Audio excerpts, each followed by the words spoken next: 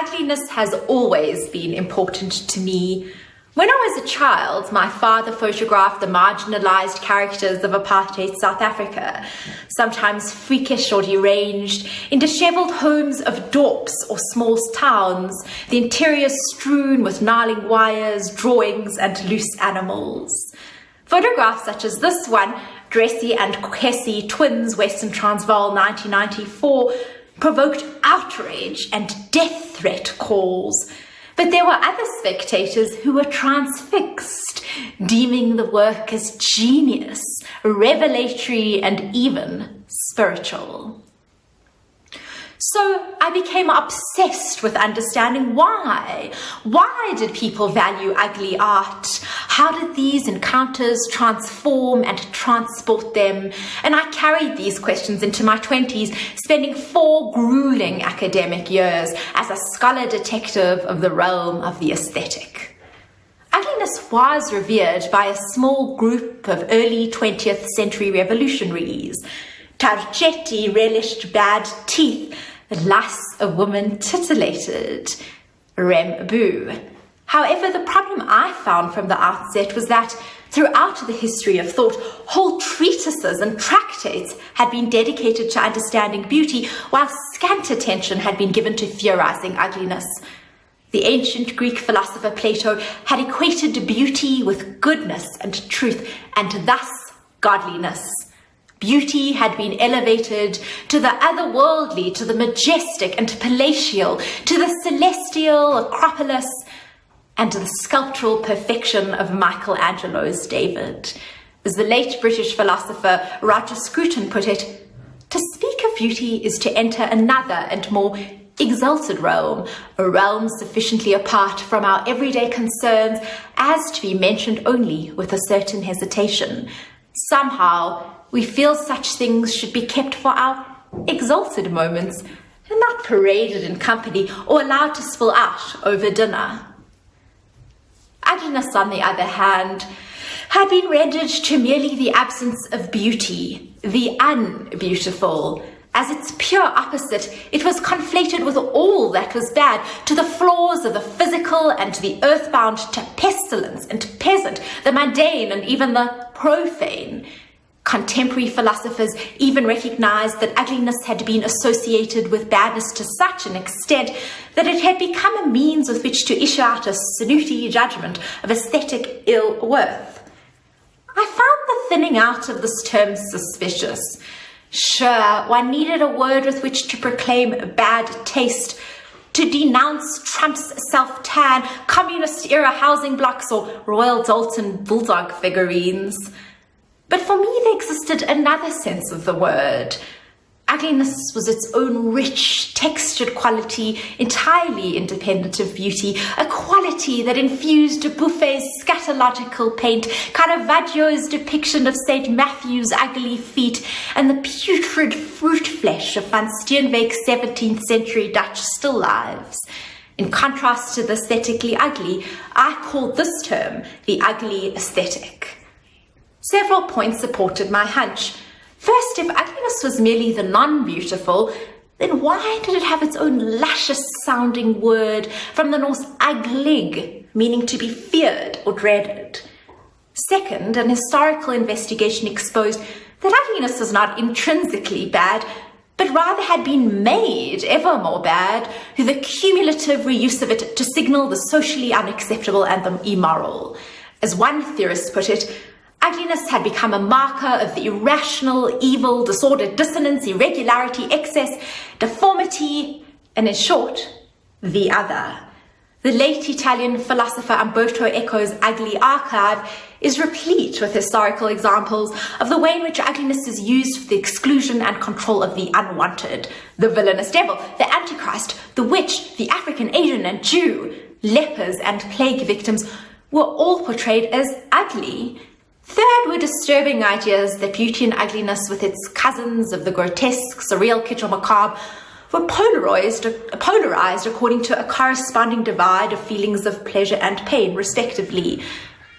Not only did this idea frame our aesthetic value system as offensively hedonistic, but it oversimplified the tapestry of sensation.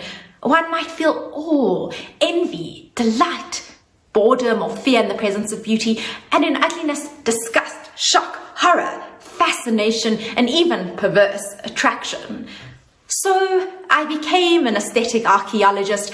My task was to excavate this original meaning, for then I might be able to come to understand why ugliness was mystical.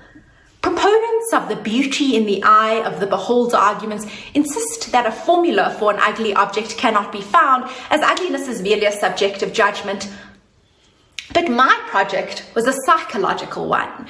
I wanted to describe the nature of the ugly encounter. What was it like to experience an ugly thing, a pimple or a worm, when one feels one is doing so? I scoured marginal writings that range from the psychoanalytic to the biblical, intertwined diverse texts to arrive at this essential insight.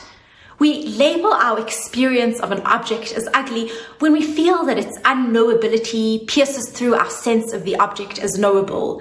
Such a definition pivoted the aesthetic to other fields of inquiry, to cognitive psychology, a study of the mental processes by which we come to perceive and know objects in our world, and ontology, a Twilight Zone branch of philosophy that ponders whether those objects exist in the first place. Let us turn to the example of van Steenwijk's rotting peach in one of his Dutch still lives. How do we determine where the peach ends and where the table begins? Cognitive psychologists explain that we actually see the objects as separate entities because we have separate concepts and corresponding words for them. These concepts don't cater to individuality, but are classification systems based on typologies and hierarchies. The particular physical form of this furry, round, edible orange thing fits our representation and is thus a member of a class of things called peaches, which are themselves a type of fruit. And thus we give it the word peach. But this idea picture in our mind's eye isn't real. It's a phantasm of an ultimate peach, a peach exemplar, essentialized peachiness, peachhood in its fullness, impossibly perfect. Based on this understanding, we can say that ugliness occurs when objects don't fit their classification pictures well. Ugly objects often feel overly unique or out of place. In the case of van Steenwijk's misshapen, carbuncled, bruised peach, the object has become ugly because it has been touched by forces other than itself, such as disease or decay or death. Van Steenwijk's peach is typologically nonconformist. It is less of what it needs to be in order to be of the peach kind. It is unpeachy. And so ugliness ruptures our cognitive maps. It breaks open the arbitrary schemas by which we have decided to divide up things in our reality.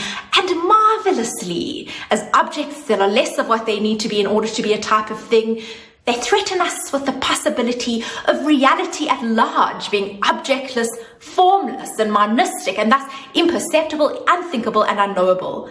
Theorists describe the sight of ugliness as a kind of seeping wound where blood and gore are metaphors for the horrifyingly incomprehensible interiors, the depths of a transcendent world coming through the surface illusion of the perception of the object.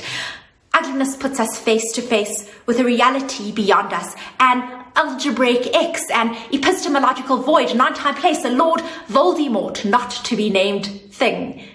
This is something reminiscent of mystical accounts of encountering godliness or ultimate reality. Ugliness is the without end or Ein Sof of Jewish Kabbalists, the bodiliness of Zairian Pygmalion tribes, the sublime subsensory Buddhist experience of object emptiness.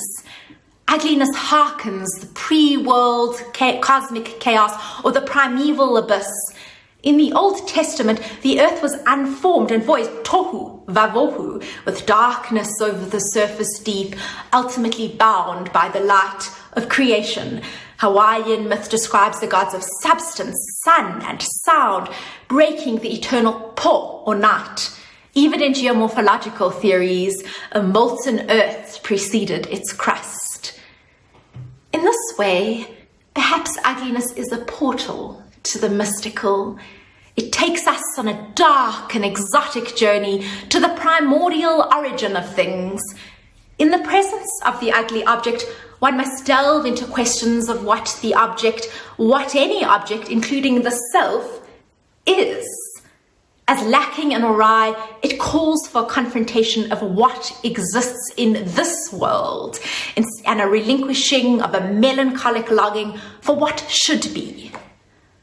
So can such an understanding combat our entrenched instincts of avoiding ugliness and the politics of staring, of ostracization, visual censoring of the ugly repertoire of objects established by our visual culture at large?